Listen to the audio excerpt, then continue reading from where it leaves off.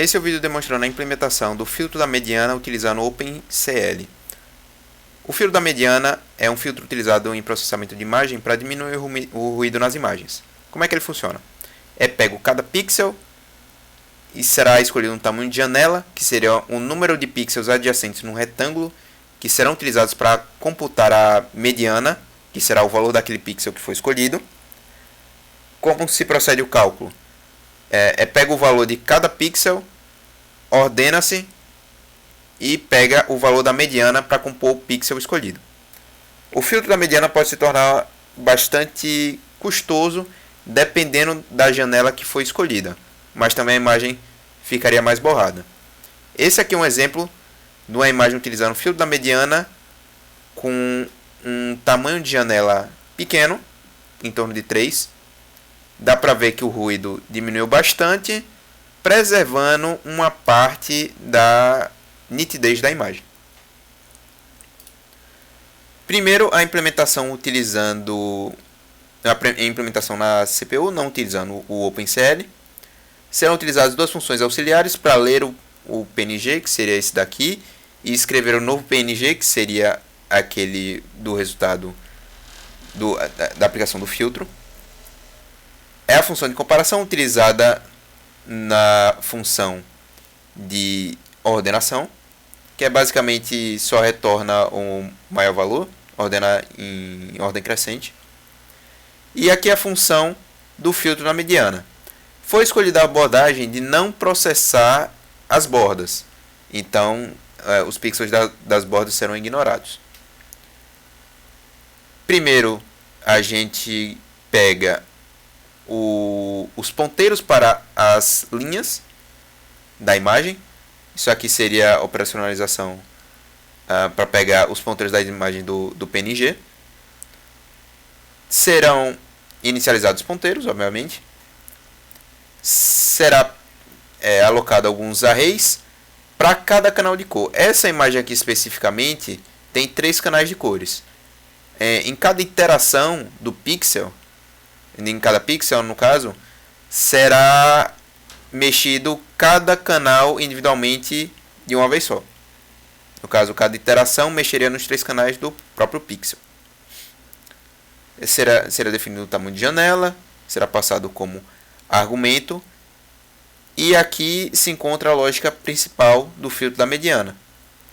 Primeiro será iterado em cada pixel aqui, começando edX seria a borda, né, para ele não pegar a borda aqui se ela ficar fora da imagem. Será de uma borda até a outra e Y de uma borda até a outra.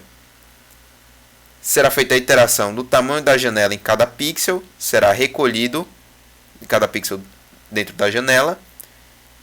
Será adicionado ao array de cada canal, justamente para ser ordenado. Isso será feito para cada pixel e para cada janela. Será ordenado cada canal de cor e será pego a mediana. E será retornado o ponteiro, o novo ponteiro das colunas com o novo valor dos pixels, para que a função main devolva o controle do sistema e escreva o novo PNG. No caso aqui a lógica principal, na função main, ele espera 3 argumentos, o nome do programa, obviamente, o PNG de entrada e o nome do PNG de saída. Inicializa algumas variáveis, lê o PNG, pega os ponteiros já tratados pela aplicação do filtro da mediana e escreve o PNG de volta e desaloca algumas funções. Desaloca uma parte da memória que foi alocada. Nesse exemplo aqui, foi utilizado, como foi dito anteriormente, um tamanho de janela de 20 para verificarmos a diferença de performance entre as duas implementações. Nesse teste aqui, temos esse resultado de imagem. Como a máscara é uma máscara grande, a imagem ficou bem borrada, apesar do ruído ter praticamente desaparecido, mas ao custo da nitidez da imagem. Passando para a implementação com OpenCL, foi utilizado o OpenCL Wrapper, que está presente nesse repositório aqui,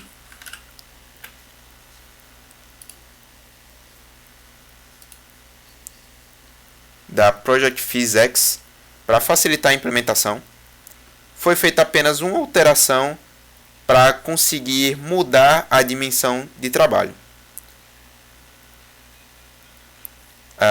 Igualmente, teremos as funções de ler e de escrever o PNG. Inicializa as variáveis.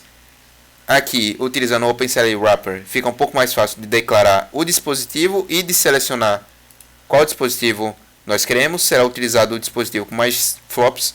No caso, será utilizado a GPU desse sistema, que é uma RTX 4060. Será identificada a dimensão do problema. No caso, esse seria o valor da quantidade de informações que temos que guardar. Será a largura da imagem vezes a altura vezes 3, porque são 3 canais de cor.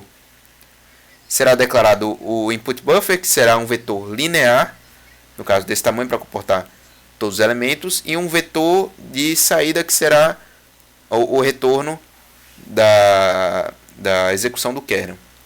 Será declarado esse valor aqui, que seria a dimensão do trabalho. Será utilizado duas dimensões, uma para largura e outra para altura.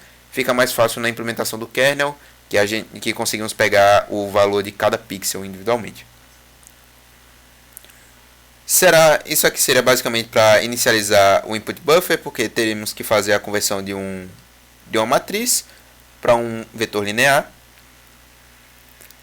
Será declarado o medium filter kernel, que será o kernel que será utilizado na GPU.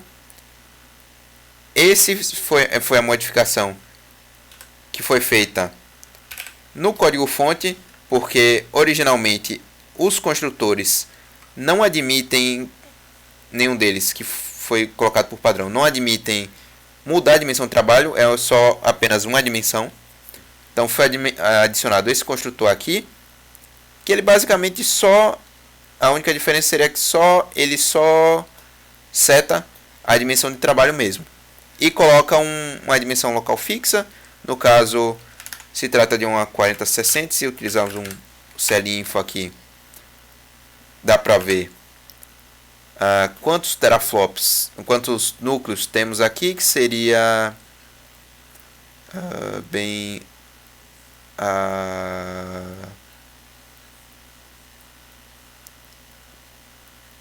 vamos ver aqui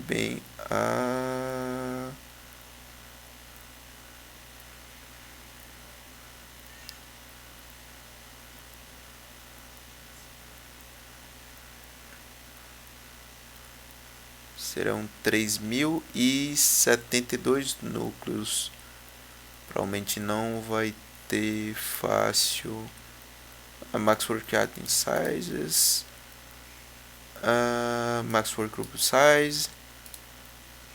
Só que não diz o número de núcleos fácil aqui.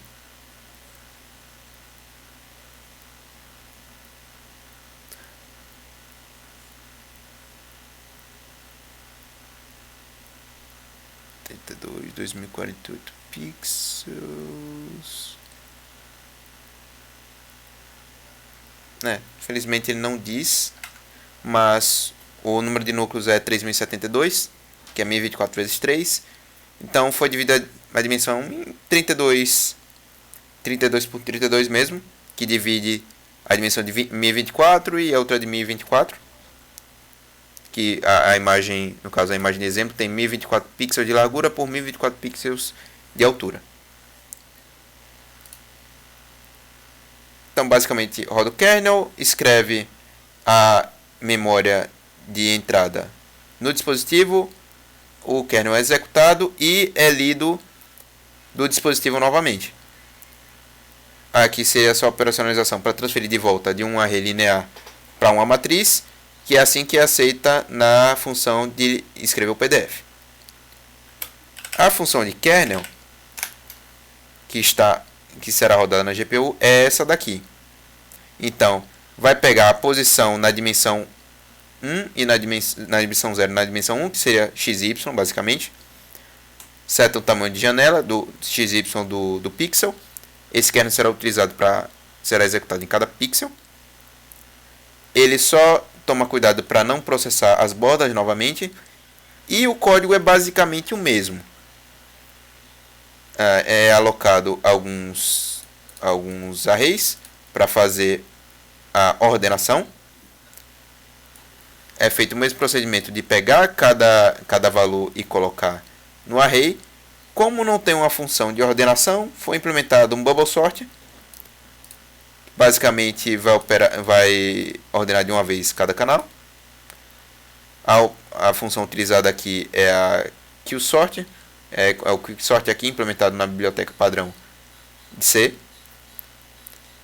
E ao ser ordenado, é colocado no buffer de saída o valor da mediana após a ordenação.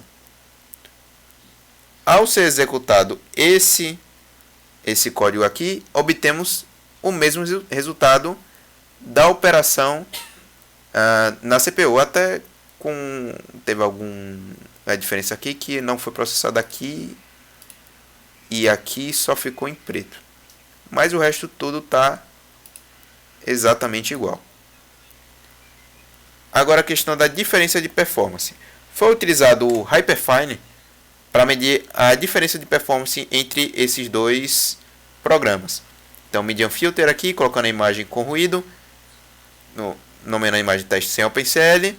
E se você colocar dois argumentos aqui, ele dá a diferença de performance.